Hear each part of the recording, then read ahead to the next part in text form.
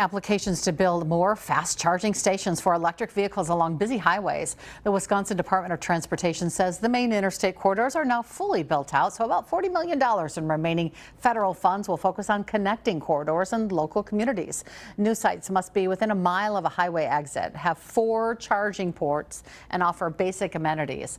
Grants can cover up to 80% of costs, with applications due July 24th and awards expected this fall. For more details, head to WBAY.com/links.